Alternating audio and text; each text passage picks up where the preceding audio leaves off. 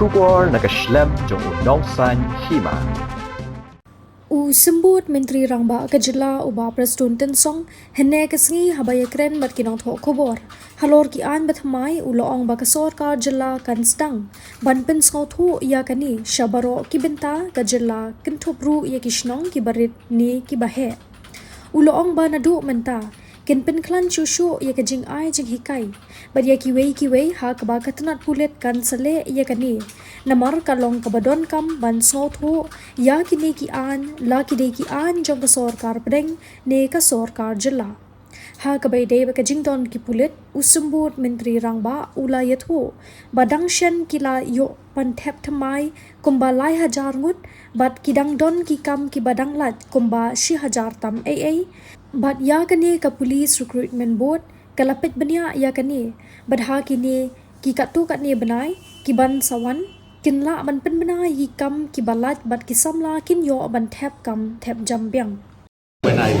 briefly mentioned this, now from police department what we wanted to do is we would like to take out and reach out to all the corner of the state, including the small or big villages, and I think we will from now on we will have further strengthening of the maybe the training, the workshop, the awareness program. So now initiative will be taken from the home police how to go about it, because as I said to you, I think it is so important to all of us to understand the importance of regulations and laws passed, be it by the central or by the state laws. So in terms of manpower, how is the Meghalaya police doing? No, right now the manpower after I think recently we have already filled up those vacancies about 3,000 odd plus. So again, of course, this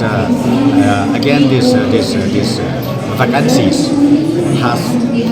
started accumulating maybe around 1,000 odd plus or below 1,000. Then even this issue has been already worked out by the board, by the police recruitment board. I think within few months from now, they'll be able again to go for the advertisement and let the boys and girls again participate in the process of the recruitment, the same way like we did last time.